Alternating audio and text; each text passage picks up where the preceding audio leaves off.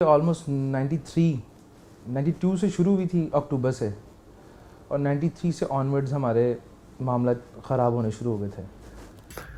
अस्सलाम वालेकुम जी, बिस्मिल्लाहिर्रहमानिर्रहीम। जिस तरह कि आप सब जानते हैं कि अमीर बालाद जिनका कत्ल हुआ है अभी, तो उनकी ये जो दुश्मनी है ये नस्ल दर नस्ल चलती आ रही है। आखिर क्या वजह थी? तो हमने तो वो वीडियो भी हासिल किया, लेकिन मैं जो बताना ये चाहता हूँ कि देखें, अल्लाह से दुआ करनी चाहिए कि अल्लाह अगर हमें दुनिया में कामयाबी देता है तो ये भी दुआ किया करें कि अल्लाह हमें उसमें कामयाबी के अंदर सुकून और इत्मीनान भी दे, जिस पर हम राजी हो जाए। देखें कितना खानदान, पंजाबी में कहा जाता है सौखे हैं, कितने सौखे लोग थे, लेकिन दुश्मनी ने जान जो है ना वो नहीं छोड़ी। एक ही खानदान के जो है वो इतने अफराद जो कि नस्ल दर नस्ल कत्ल हुए जा रहे हैं।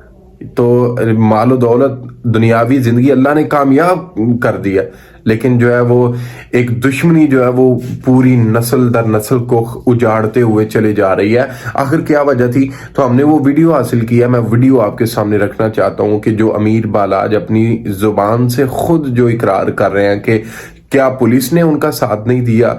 मैं वीडियो आपको दिखाता हूं कि अमीर बालाजी क्या कहना चाहते हैं कि क्या पुलिस ने उनका साथ दिया या नहीं दिया। आखिर इतनी लंबी दुश्मनी इतनी देर से चलती आ रही है। इस वीडियो के अंदर दुश्मनी की वजह और तमाम वो बताते हैं। मैं मुख्तसर आपके सामने रखना चाहता हूँ।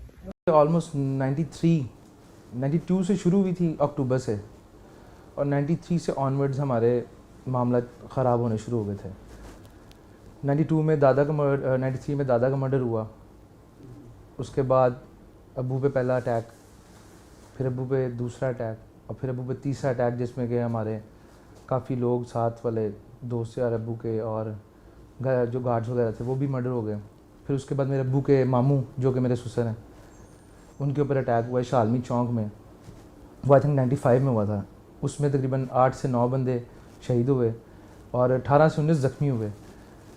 तो तब से मामला चलते आ रहे हैं, और तकरीबन आज मेरी चौथी जनरेशन हम लोग इस मामलात में आ गए हैं। तो वो भी पुलिस को ब्लाइज करते गए, पुलिस के साथ साथ उनकी भी दोस्तियां काफ़ी करीब होती गई। उसके बाद ये मामला ही हमारे तब ख़राब शुरू हुए जब पुलिस ने साथ देना छोड़ा हक़ का, जिसमें कि शफकात साहब, जब अवान अदल में मेरे अपना रेड जोन एरिया के अंदर अवान अदल अदालत के अंदर मेरे वाले साहब पे अटैक हुआ और 5 बंदे मर्डर हुए।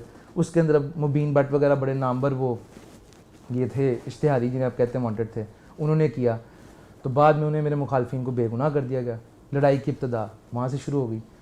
फिर अब्बू के बाद मेरे जब अटैक, अब्बू के बाद जब दोबारा अटैक हुआ रीसेंट, जो जिसमें अब्बू मर्डर हो गए एयरपोर्ट पे जो हुआ रेड जोन एरिया में। अब रेड जोन एरिया में देखें IGP बुरहमान साहब थे जिस उस दौर में, तो मेरे मुखालफिन को उसमें बेगुनाह कर दिया गया और फिर लड़ाई कंटिन्यू हुई। क्योंकि लोगों को ने अपने टारगेट फिट किए होते हैं तो वो उन्हीं को निशाना बनाना चाहते हैं।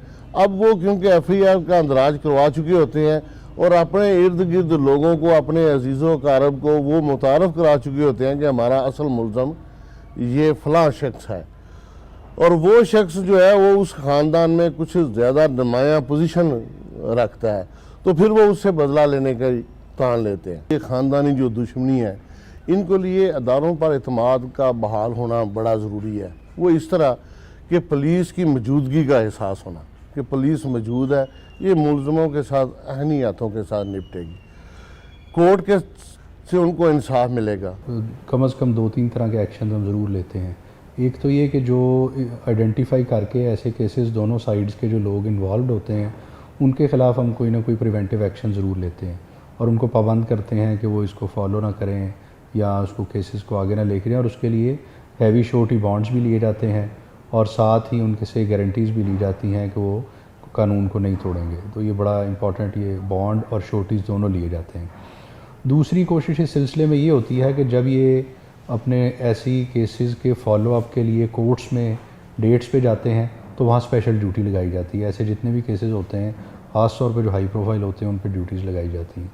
और थर्डली ये कि कोशिश ये भी होती है कि बाज़ औक़ात कोई अहले इलाका मुअज़्ज़िज़ीन बीच में डाल के कोशिश करते हैं कि ऐसे केसेस की कोई सुलह हो जाए जो देर पा हल भी है, उसके ऊपर भी कोशिश जारी रहती है। और माजी में कई सारे ऐसे हैं इंस्टांसेस जहाँ पे इस तरह की सुलह करवाई भी गई है।